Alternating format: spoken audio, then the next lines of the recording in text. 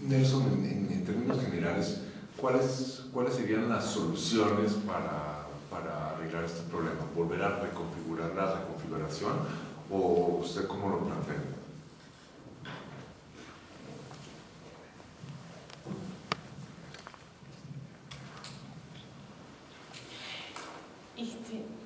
No sé quién.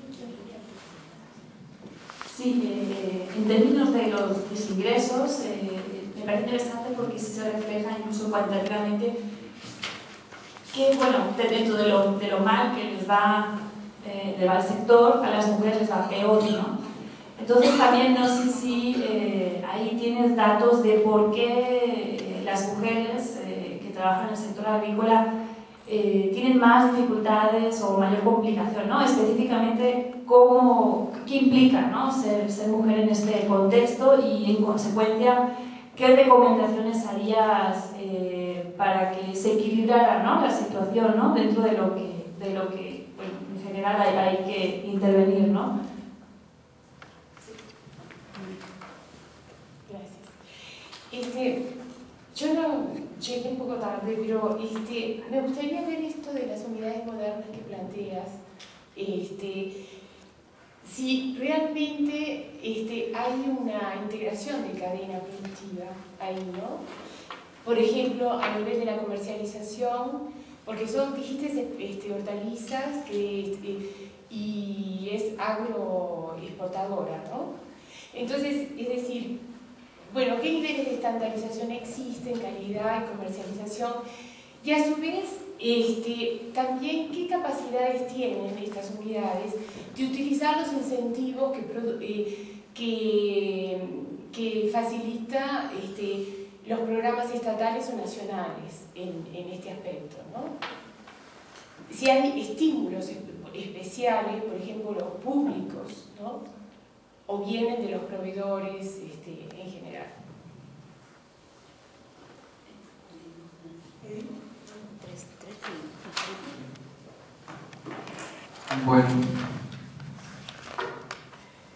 Bueno, Pedro, es una pregunta para los candidatos. La influencia del debate. Sí. No me puedo sustraer. Por eso la he hecho anoche ahí a las 3, a ver, después de esos resultados. Bueno, pues yo creo que hay un factor importante que tiene el país, que tiene mano de obra, y por otro lado tiene también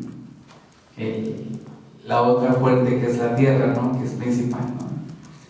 Y veo que en ese pues eslabón falta el capital.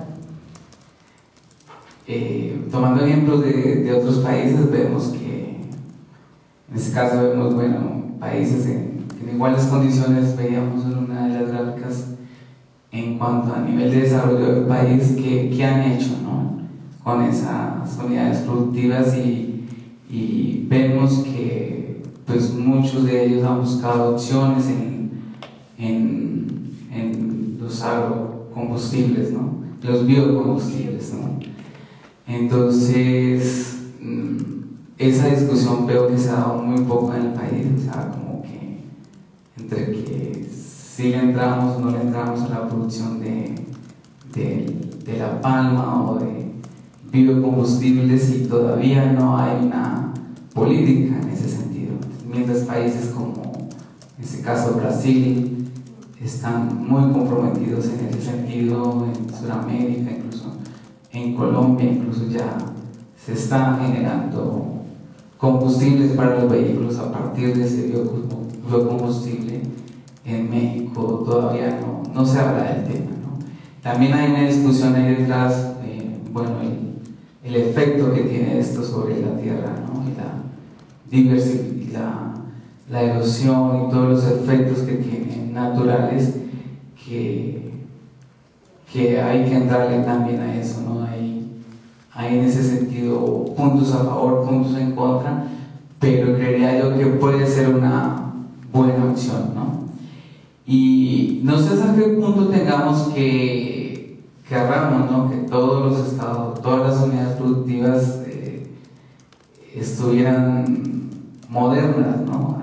En este caso también factores que lo impedirían, que son los factores propios de las unidades, la tierra, no toda tiene la misma productividad, el clima, muchos factores externos que tampoco van a depender del capital, ¿no?, ni de la inversión. Es que son, por la misma característica del sector, no lo podemos visualizar como los otros sectores de la economía, ¿no?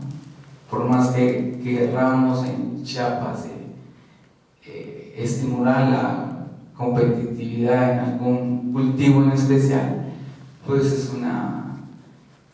una región selvática con unas características especiales que no tiene un suelo en muchos de sus municipios o estados propicios para el cultivo, sino para propios de la selva.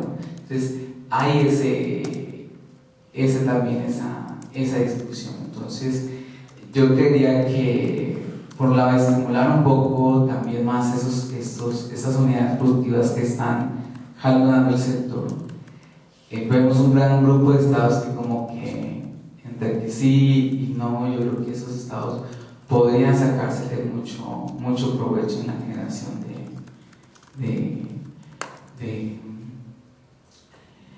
de ingresos para estas unidades productivas, para la generación de mano de obra, y sobre todo incluso son estados del norte que tienen esa característica también, ¿no?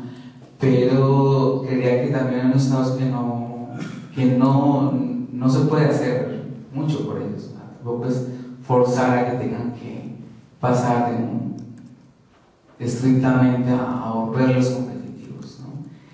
Estimular esas unidades productivas y pasar un poco hacia lo de el encadenamiento. En sí, tal como encadenamiento no lo podemos ver en el censo, ¿sí? Porque no hay como preguntas específicas que nos puedan dar información, pero sí viendo un poco que tenemos unas unidades productivas que están contratando mano de obra, que hacen uso de la capacitación, que recurren al crédito al crédito privado, que están haciendo uso de tractores, de tecnología, como que en cierta medida está habiendo un eslabonamiento en ese sentido. Están buscando capacitación, están buscando el sector privado, de las universidades de algún lado están buscando esa capacitación, ya sea para la comercialización, para la producción, para la siembra, están buscando créditos también. Y por un lado veo, observando, y no puse esos datos, pero viendo el crédito, la inversión federal que se está destinando para el sector en los últimos años también se ha disminuido, en tanto en términos absolutos como relativos. De la inversión federal se ha disminuido en los últimos años destinada al sector. Vemos que pues, hay programas específicos para los agricultores como Procampo y otro tipo de programas que están enfocados al estímulo de la unidad productiva y que se mantengan la producción agrícola, pero también vemos de que estas transferencias que se están haciendo pues no están teniendo el efecto, ya sea por el diseño de la política, por el no seguimiento de la política, que no está teniendo los efectos deseados. O sea, vemos que prácticamente es un dinero que se le está dando al agricultor, pero no está viendo una transformación en ese sentido. No hay de allí una capacitación, una mejora en cómo estimularlos a que cambien los procesos, a que sean las unidades más productivas. O sea, fuera de ahí, fuera del dinero, no hay, digamos, otra política que estimule ese sector. Entonces, te doy este dinero, pero sigo utilizando como quieras, y si hay otra forma de hacer más productiva esa hectárea, 2 hectáreas que tienes, pues eso ya es asunto tuyo. Entonces no hay una capacitación, no hay de fondo, detrás de eso no hay estímulos, o sea, sí, estímulos a que exportes y a hacer hortalizas, o sea, no hay ese diseño del todo el encadenamiento que buscaríamos en la política, ¿sí? Específicamente, te lo veo desde esa parte. Y en cuanto a la mujer, pues algo interesante desde la perspectiva de las productoras, 93-2003, veíamos que en el estrato moderno no había mujeres productoras. Ya para 2013 hay algunas. Vemos en este caso también que hay un problema en la herencia, ¿no? Muere el esposo y es la persona quien hereda, pero prácticamente ella no es la que asume la actividad de la unidad, ¿sí? Ya sea un hijo o un familiar es el que queda ella como hereditaria de la tierra de la unidad, pero no es ella la que asume todo el proceso que implica el desarrollo de la unidad productiva. Hay algunas que se están haciendo, ¿sí? Y vemos el efecto ahí en la declaración, y también vemos que en el lado de las trabajadoras una mayor participación de las mujeres también en estos cultivos más comerciales, las hortalizas y las flores. Incluso en el extracto moderno vemos que es en los únicos cultivos donde las mujeres tienen una mayor participación que los hombres en estos cultivos. ¿Sí? Entonces, como que una mayor inserción de ellas en estos cultivos modernos, pero a pesar de ello bajo precarias condiciones laborales también en ese sentido. Entonces no hay una, y tampoco pues no hay una política a estimular, a estabilizar, digamos, que los ingresos fueran en ese sentido igual, ¿no? Para hombres y mujeres no hay nada. Se mantiene, es muy marcado en el sector agrícola esa diferenciación entre los ingresos de los hombres y las mujeres en decremento de las mujeres.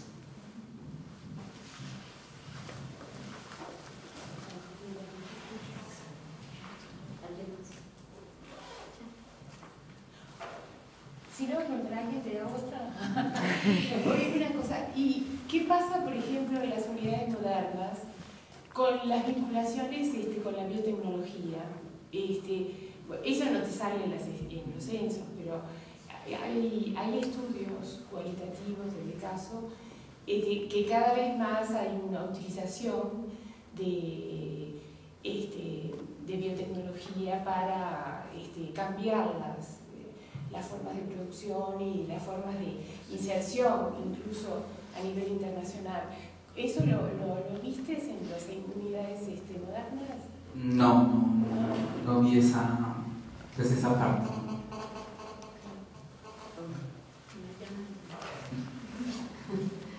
Bueno, yo veo tu trabajo como un calidoscopio, ¿no? Que te das vuelta y ves otra historia relativamente, ¿no? Son historias complementarias y a la vez son, digamos, historias que van en paralelo por los universos de estudio, ¿no? Cuando te vas a los hogares, ya observas que hay muy pocos hogares con jefe agrícola, ¿no? Pero lo que sucede es que en la encuesta de empleo la atención es a las localidades de menos de 100.000, no al país en general. Entonces es como una especie de lupa, acercarse a un universo diferente y ver en ese universo más específico qué es lo que pasa.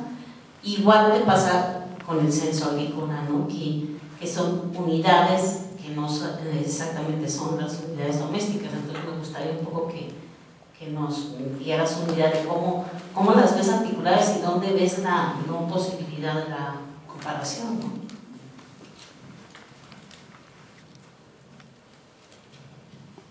Bueno, yo algo conozco muy bueno, Edith, pero bueno, la verdad que es tan vasto el tema y tan interesante de las diversas formas de aproximación que que hizo Nelson, porque nos da un panorama, yo diría, bastante completo. Por supuesto, se necesitan a partir de este panorama hacer investigaciones como más específicas, con objetos también y enfoques más puntuales o más especializados, como un poco lo está sugiriendo Mónica, ¿no? Que tendría que ver, ¿no? También qué tanto, cómo va la innovación y si hay, digamos, existen elementos en este sector. Pero si tú pones, a mí donde haces el de componentes principales,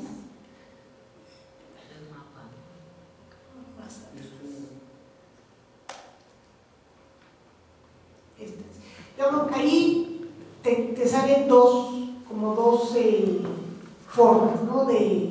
Una donde tú tienes capacitación, exporta, contrata, tiene tractores, casi hasta ahí. Llegas también hasta agua, podríamos meter agua de río, ¿no? Entonces, evidentemente, estos elementos te hablan de una agricultura más moderna y por lo tanto también habría que ver, digamos, seguramente hay una mayor asociación y lo tienes con empleos que, aunque precarios, tienen, digamos, algunas condiciones superiores, pero bueno, la precariedad es la que... Pero esta parte de maquinaria, herramientas mecánicas, lo que te sugiere es, digamos, que hay como dos formas en las cuales se agrupan. Ahora, los que juntan las dos cuestiones serían los que están en el cuadrante de la derecha, ¿no? ¿Sí? Ahora, hay este elemento, digamos, que serían los estados de Sonora, Chihuahua, Sinaloa, Tamaulipas. Eso, o sea, también habría que ver, como ya lo mencionaste, es qué tanto esto se relaciona con el tipo de propiedad de la tierra, las características de la tierra, ¿sí?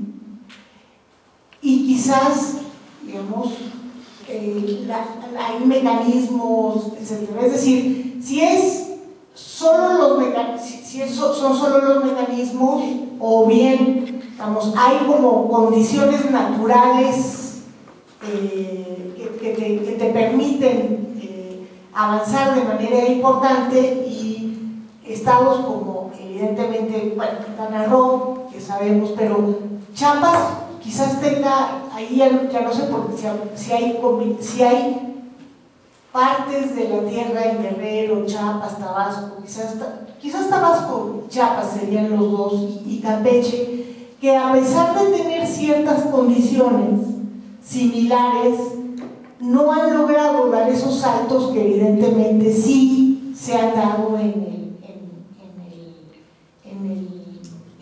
ese cuadrante y en esas entidades.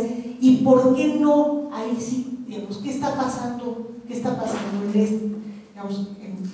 Porque no te lo estoy diciendo aquí, yo digo, lo que digo es que este panorama como que te da elementos como para realmente hacer un análisis más profundo, pero también, digamos, también conocer mejor el sector agrícola que tenemos ahora, y qué tanto lo que se dijo durante un tiempo, sobre todo durante los 90, que era el tipo de propiedad de la tierra, que estaba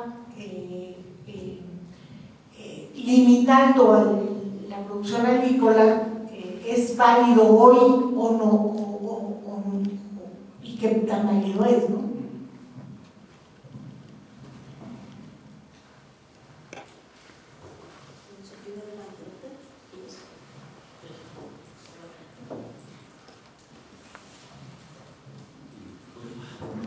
Más que pregunta, digamos, creo yo que es importante tener en consideración algunos datos generales. Primero, México no es un país con vocación vocación agrícola. Es algo que muchas veces en el discurso se cree que su destino es que se está desaprovechando condiciones naturales para el desarrollo de la actividad agrícola, y no lo es, ¿no? Es alrededor del 18% total de la superficie que tendría algún tipo de vocación agrícola, o sea que hay poca superficie con vocación agrícola. Eso en primer lugar. Después, dentro de estas limitantes hay una limitante bastante severa que tiene que ser el tipo de relieve y su vinculación con la posibilidad y disponibilidad de agua, ¿no? Entonces tenemos que, donde las pendientes son superiores al mínimo exigido para poder trabajar en forma moderna, con maquinaria, con monocultivo, no se produce en el sur del país ni en el centro del país, sino en el norte, los terrenos planos. ¿Qué pasa en el norte? En el norte no hay agua, ¿no? Entonces se pegó desde un inicio de la propia reforma agraria, digamos, de que y se iban a crear los distritos de riego, estaba todo lo que era el acceso al agua, y que son en ciertos estados del norte, precisamente, donde existen esas condiciones y donde se desarrolló y se apoyó el desarrollo de una agricultura moderna, tecnificada, con fertilizantes, que ha sido exitosa, entre comillas, durante mucho tiempo, ¿no? Entonces, el resto del país incorporar a ese proceso tiene que ver, uno, con la tenencia, pero la tenencia vinculada no solamente a que es el tipo, sino al número de beneficiarios de la reforma agraria, que es una cantidad enorme de pequeños productores, donde el tamaño promedio a nivel nacional es entre 2 y 5 hectáreas, que las condiciones geográficas de acceso al agua y todo no permiten, por mucho que le pongan capital, ser rentables, ¿no? Rentables en términos productivos, económicos, para tener una economía agrícola competitiva de exportación y todo eso no lo permite, ¿no? El vuelco que tiene toda la política agraria a partir de los años 80, donde realmente hubo una inversión importante del Estado al sector agrícola, es precisamente ese, es decir, vamos a seguir apoyando a lo que es la agricultura que es capaz de hacerse competitiva y agroexportadora, y la otra la vamos a subsidiar, ¿no? Y es lo que sucede actualmente, o sea, se sigue subsidiando. Ahora, dentro de los subsidios tampoco hay que perder en vista que los últimos estudios que se han hecho, digamos, Procampo, Alianza para el Campo, se concentran prioritariamente, o sea, el 70% de eso se va a los estados del norte a la producción capitalista moderna. Pero distorsiona. O sea, tampoco los programas sociales de apoyo a la producción y todo eso están enfocados al pequeño productor, al de subsistencia. Entonces, bueno, las salidas del sector de subsistencia agrícola son la migración y la multiactividad. Es decir, cada vez más los ingresos de las personas que se quedan en el medio rural dependen menos de la producción y de la venta de sus propios productos, sino del trabajo asalariado. Entonces, y eso creo que se ve bastante bien Sí. Yo presento excusas porque no vine desde el principio, era una situación así como muy grave, pero de los comentarios yo quisiera observar algo. Se hace mucho énfasis en que no es competitiva la agricultura mexicana y que México no tiene una vocación agrícola, lo cual es cierto, y mucho menos hay vocación agrícola si somete a la competencia con otra agricultura muy subsidiada. Para eso hay que verlo también así, porque la competencia no es únicamente lo que se haga, cómo se hace, cuánto cuesta lo que se hace aquí, sino con quién está compitiendo y quién lo hace. La tragedia de México es que produce los mismos productos y exporta los productos de Estados Unidos, maíz, cítricos, frutas, y lo produce a costos muy distintos y tiene además allá muchos subsidios. Segundo, entre el sur y el norte hay una gran diferencia, no solo, digamos, que tiene que ver con el tipo de propiedad, pero es la relación entre tierra y población. Una gran densidad de población abajo y menos en el norte. Tercero, según John Scott, en un trabajo que acaba de publicar, siempre tuvo subsidios, y muchos subsidios, la agricultura del norte, capitalista, de gran escala, etc., inmediatamente después de la revolución y de la reforma. Según él, el Gini de concentración de la tierra, de la propiedad de la tierra, que era casi cerca del 100% antes de la revolución, bajó a menos del 60% con la distribución de la tierra, diferentes etapas de distribución de la tierra.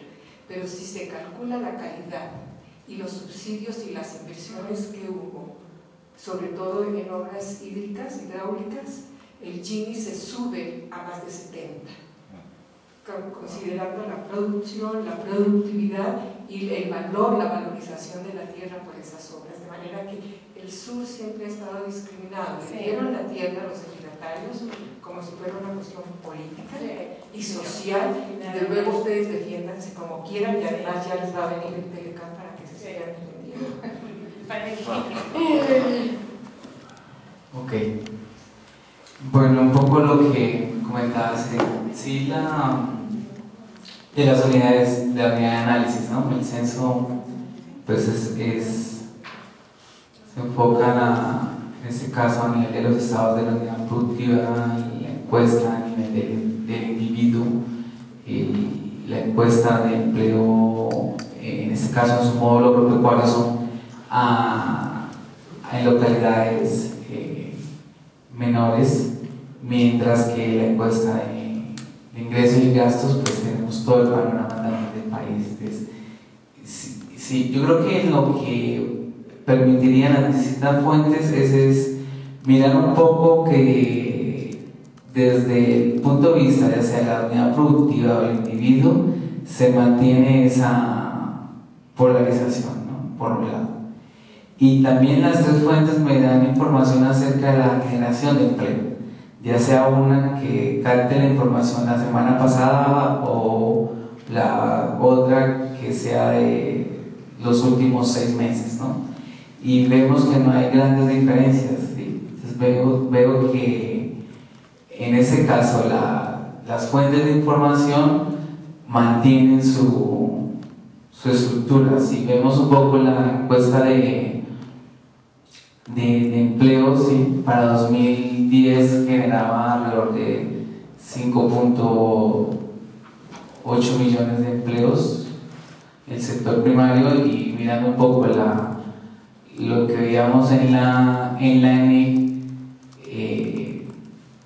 vemos también que un poco los vinculados ocupados en el sector son alrededor del 63% de esos 4.2 millones, un poco es la diferencia que se mantiene ahí. Entonces, veo en este caso que las fuentes como que mantienen su homogeneidad en ese sentido, ¿sí? Y sí, pues cada una hay aspectos en los cuales no es comparable, no puedo comparar los hallazgos que se realizan a partir del censo en cuanto a la construcción del índice con estas variables a los que se hace con la encuesta de empleo, porque utilizo otras variables diferentes y la unidad es diferente, ¿no? Aunque los resultados tiendan a ser muy semejantes dependiendo de la unidad de análisis, ¿sí? En ese sentido. Y veo también que, bueno, estos estados, sí, pues ya después de la revolución, pues son estados que sí se estimuló su inversión hacia ellos, y son estados que vemos el reflejo de esa gran inversión que se hubo hacia estos estados, pero también veo que la propiedad en esos estados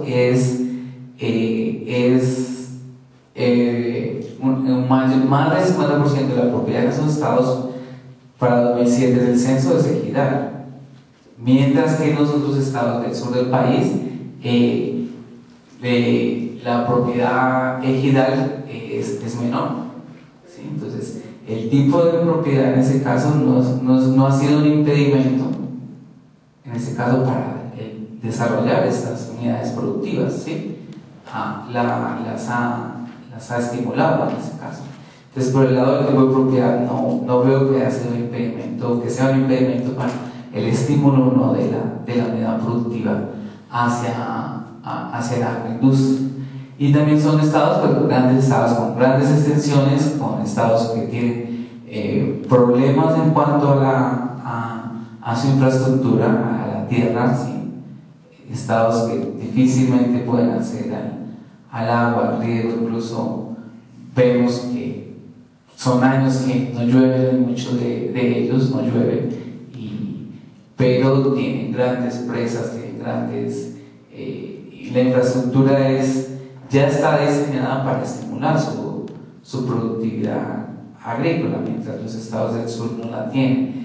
Lo que verían los estados del sur, diría, bueno, se concentra el mayor número de unidades familiares y de individuos también se concentran en el sur. O sea, por el tamaño de la unidad, que es mucho más pequeña en hectáreas en relación con la del norte, y también una mayor concentración de la población que hay en el país, digamos en este conjunto de estados del sur. Pero también son estados que no necesariamente debería que tengan dificultades, aunque la geografía influye, pero vemos países con geografías un poco similares, de pendientes, montañas, y son países que tienen unas características diferentes en su agricultura. Entonces, yo creo que el peso ha sido esa tradición que de años atrás, que estimuló estos estados, y prácticamente esos estados del sur pues se siguió estimulando el cultivo tradicional, ¿no? Culturalmente el maíz, el cultivo predominantemente del país, y es el cultivo que se sigue desarrollando en estos estados del sur. Y por ahí algunos que otros esfuerzos que se han hecho en Chiapas para el caso de las hortalizas, y como ves tú unidades productivas que las han estimulado como pequeños programas a hacer las hortalizas, y como que están exportando, pero son así poquitos, muy pequeños dentro del gran panorama de las unidades productivas, que les ha ido muy bien. Si miramos estos casos muy particulares y hacemos un análisis, digamos, más cualitativo de estos casos, de estos estados, pero no sabemos qué sucedería a nivel general de todo el país. Y sí el factor predominante que tienen estos estados, que tienen una vocación, o sea, estados que están en este cuadrante, son esos estados que son mucho más, en este caso, competitivos, que hacen uso más intensivo de estos factores, y que en cierta medida estos estados que están en rojo, muchos de ellos podrían tener ese estímulo, pero ya, o sea, muchos de estos efectos, como decían, de Tratado de Libre Comercio, no entra esa discusión acá, ¿sí? Pero sí tiene mucho efecto el tratado sobre el reflejo que tenemos ahora en estas condiciones, ¿sí? Entramos a competir en condiciones desiguales, entonces ya de entrada entramos perdiendo, y en esas condiciones pues sí, no hay opciones, ¿sí?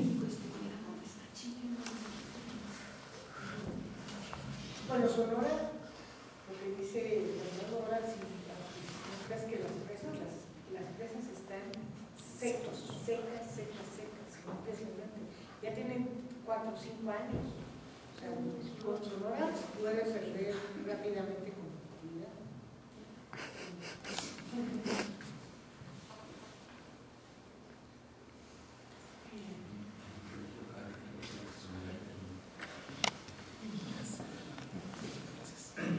Bueno, gracias.